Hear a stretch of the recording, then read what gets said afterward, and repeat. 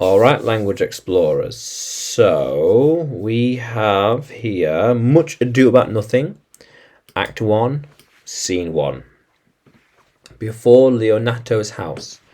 Enter Leonato, Hero, Beatrice, and others with a messenger.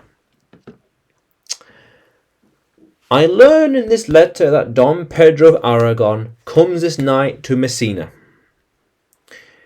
He is very near by this. He was not 3 leagues off when I left him. How many gentlemen have you lost in this action? But few of any sort, and none of name. A victory is twice itself when the achiever brings home full numbers. I find here that Don Pedro hath bestowed much honour on a young Florentine called Claudio. Much deserved of his part, and equally remembered by Don Pedro. He hath borne himself beyond the promise of his age, doing in the figure of a lamb the feats of a lion. He hath indeed bettered expectation than you must expect of me to tell you how. He hath an uncle in Messina, will be very much glad of it. I have already delivered him letters, and there appears much joy in him, even so much that joy could not show itself more modest enough without a badge of bitterness. Did he break into tears? In great measure. A kind overflow of kindness. There are no faces truer than those that are so washed. How much better is it to weep at joy than to joy at weeping? I praise you, Signor Montano, returned from the wars or not? I know none of that name. Lady, there was none such in the army of any sort. What? Is he that asked for you, niece? My cousin means Signor Benedict of Padoue. Ah, he is returned, and as pleasant as ever he was. He set up his bills here in Messina, and challenged Cupid at the flight, and my uncle's fool, reading the challenge, subscribed for Cupid, and challenged him at the bird bolt. I pray you how? Many hath he killed and eaten in those wars, but how many hath he killed? For indeed I promise to eat of all his killings. Father and niece, you tax Signor Benedict too much, and he'll meet with you, I doubt it not. He hath done good service, lady, in these wars. You have musty victual, and he have hope to eat it. He is a very valiant trench eater. He have an excellent stomach, and a good soldier too, lady, and a good soldier to a lady. But what is he to a lord? A lord to a lord, a man to a man, stuffed with all honourable virtues. It is indeed, he is no less than a stuffed man, but for the stuffing, well, we are all mortal. We must not, sir, mistake my niece. There is no kind of merry war betwixt Signor Benedict and her. They have never met, but there's a skirmish of wits between them. Alas, he gets nothing by that.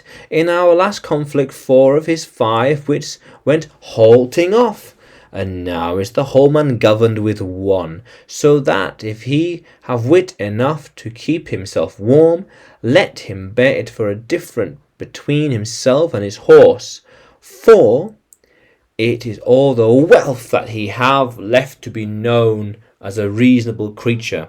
Who is this companion now? He hath every month a new sworn brother. Isn't possible. Very easily possible. He wears his faith, but as his fashion his hat, it ever changes with the next block. I see, lady, the gentleman is not in your books. No. And he were, I would burn my study. But I pray you, who is his companion? Is there no squarer now that will make a voyage with him to the devil? He is most in the company of the right noble Claudio. O Lord, he will hang upon him like a disease. He is sooner caught than the pestilence. And the takers run presently mad. God help the noble Claudio. If he ever caught that Benedict, it will cost him £1,000 ere he be cured. I will hold friends with you, lady. Do, good friend, you will never run mad, niece. No, not till the hot January. Don Pedro is approached. Enter Don Pedro, Don John, Claudio, Benedict, Balthazar, and others. Good Signor Leonato, you are come to meet your trouble. The fashion of the world is to avoid cost, and you encounter it. Never came trouble to my house in the likeness of your grace. For trouble being gone, comfort should remain. But here you depart from me, sorrow abides, and happiness takes its leave. You embrace your charge too willingly. I think this is your daughter. Her mother hath many times told me so. Were you in doubt, sir, that you asked her? Signor Benedict, no, for then were you a child. You have it full, Benedict. We may guess by this what you are, being a man. Truly the lady fathers herself. Be happy, lady, for you are like an honourable father. Benedict, if Signor Renato be her father, she would not have his head on a soldier's for all Menicia, as like him as she is. I wonder that you will still be talking, Signor Benedict. Nobody marks you. What, my dear Lady Disdain, are you yet living? It is possible Disdain should die while she hath such food to feed as Signor Benedict. Courtesy itself must convert to disdain if you come in her presence. Then is courtesy a turncoat. But it is certain I am loved of all ladies, only you excepted. And I could find in my heart that I am not a hard heart, not truly. I loved none. A dear happiness to woman, they would else have trouble with pernicious suitor. I thank God of my cold blood, I am of your rumour for that. I had rather hear my dog bark at a crow than a man swears he loves me. God keep your ladyship still in that mind, so some gentleman or other shall escape a predestinate scratched face. Scratching would not make it worse, and to such a face as yours were. Well, you are a rare parrot, teacher. A bird of my tongue is better than a beast of yours. I would my horse had the speed of your tongue, and so good a continuer. But keep your way, in God's name I have done. You always end with a jade's trick. I know you of old. That is the sum of all, Leonato, Signor Claudio, and Signor Benedict. My dear friend Leonato hath invited you all. I tell him we shall stay here at the least a month, and he heartily prays some occasion may detain us longer. I dare swear he is no hypocrite, but prays from his heart. If you swear, my lord, you shall not be forsworn to. Let me bid you welcome, my lord. Being reconciled to the prince your brother, I owe you all duty. I thank you. I am not of many words, but I thank you. Please it your grace, lead on. Your hand, Leonato, we will go together. Benedict, didst thou note the daughter of Signor Leonato? I noted her, but I looked on her. Is she not a modest young lady? Do you question me as an honest man should do, for my simple true judgment, or would you have me speak after my custom, as being professed a tyrant to their sex? No, I pray thee speak in sober judgment. Why? In faith methinks she's too low for a high praise, too brown for a fair prize, and too little for a great praise. Only this commendation I can afford her, that were she the other than other she were unhandsomed. And being no other but she is as she is, I do not like her. Thou thinkst I am in sport. I pray tell thee me truly how thou likest her. Would you buy her, that you inquire after her? Can the world buy such a jewel? Yea, and a case to put in. But speak you with this a sad brow, or do you play the flouting jack to tell us Cupid is a good hair finder, a Vulcan rare carpenter? Come, in what key shall a man take you to go in song? In mine eye she is the sweetest lady ever I looked on. I can see yet without spectacles, and I can see no matter. There's her cousin, and she were not proposed, possessed with a fury, exceeds as such in her beauty as my first May doth the last of December. But I hope you have no intent to turn husband. Have you? I would scarce trust myself, though I had sworn to the contrary, if Hero here will be my wife. Isn't come to this, in faith. Have not the world one man but he will wear his cape with suspicion? Shall I never see a bachelor of threescore again? Go to, I faith, and thou wilt needs the thrust of thy neck into yolk, near the print of it, and sigh under Sundays.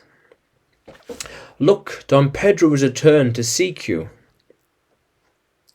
What secret have held you here, that you followed not to Leonato's? I wonder your grace would constrain me to tell. I charge thee on my allegiance. You hear, Count Claudio, I can be secret as a dumb man. I would have you think so. But on my allegiance, mark you this, on my allegiance he is in love. With who? Now that's your grace's part. Mark how short his answer is. With Hero, Linetto's short daughter. If this were so, so were it uttered.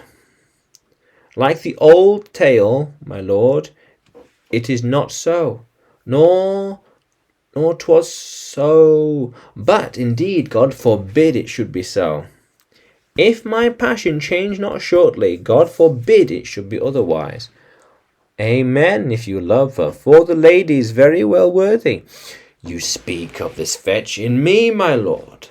But my troth I speak my thought, and in faith my love I spoke. And by two faiths and troughs, my lord, I spoke mine. That I love her I feel, that she is worthy I know, that I neither feel how she should be loved, nor how she should be worthy. In this opinion that fire cannot melt out of me, I will die it in at the stake. Thou was ever an obstinate heretic in the despite of beauty, and never could maintain this part but in force of the will. What a woman conceived me, I thank her, that she brought me up. I likewise give her most humble thanks, but that I will have a reheat winded in my forehead, or hang my bugle in an invisible baldric, or women shall pardon me, because I will not do them the wrong to mistrust any. I will do myself the right to trust none, and that is fine, for which I may go finer. I will live a bachelor. I shall see thee, ere I die, look pale with love, with anger, with sickness, or with hunger, my lord, not with love. Prove that ever I lose more blood than love, than I will get again with drinking. Pick up mine eyes with ballad maker's pen, hanging up on the wall of a brothel house for the sight of blind Cupid. Well, if ever thou fall from this faith, thou wilt prove a notable argument. If I do, hang me in a bottle like a cat and shoot at me, and the things that hit me let him be clapped on the shoulder and called Adam. Well, at this time cry, and the savage dull buff bear the yoke. The savage bull may, but if ever the sensible Benedict bear it, pluck off the bull's horns and send them in my forehead, and let me be vilely painted, and in such great letters as the right. Here is a good horse to hire, let them signify under my sign. Here you may see Benedict the a married man. If this should ever happen, thou wouldst be horn mad. Nay, if Cupid could not spend all his quiver in Venice, thou wilt quake for this shortly. I look for an earthquake too, then. Well, you will temporize with ours. In the meantime, good Signor Benedict, repair to Lenotto's, command me to him, and tell him I will not fail at supper, for indeed he hath made great preparation. I have almost enough in matter for such an embassage, and I so commit you to the tuition of God from my house, if I had it, the 6th of July, your loving friend, Benedict. Nay, mock not, the brother of your discourse is sometime guarded with fragments, and the guards are but slightly basted on neither. Ere you flout old ends any further, examine your conscience, and so I leave you. My liege, your highness, how may we your highness now may do me good. My love is thine to teach it how, but thou shalt see how apt it is to learn any hard lesson that may thee good. Hath Leonato my son, lord, no child but Hero? She's his only heir. Dost thou affect her, Claudio? Oh, my lord, when you went onward on this ended action, I looked upon her with a soldier's eye at that light, but had a rougher task in hand than to drive liking the name of lord. But now I am returned, and that war thoughts have left their places vacant. In their rooms come thronging soft and delicate desires, all prompting me how fair young Hero is, saying like her I went to wars. Thou wilt be like a lover presently, and tire the Hero with books of words. If thou do love fair Hero, cherish it, and I will break with her, and with her father, and thou shalt have her. Wasn't not this the end? Thou begin to twist a fine story. How sweetly you do minister to love, that no loves grief by his complexion, but least my liking might too sudden seem, I would have saved with a long trierce. What need the bridge much broad than the flood? The fairest grant is the necessity. Look, what shall serve is fit. 'Tis once thou lovest, and I will fit thee with the remedy. I know we shall have revealing tonight. I will assume thy part in some disguise, and tell fair Hero I am Claudio, and in her bosom I will clasp in my heart, and take her hearing prisoner with force, and strong encounter of my amorous tale. Then after to her father will I break, and the conclusion is, she shall be thine. In practice, let us put it presently.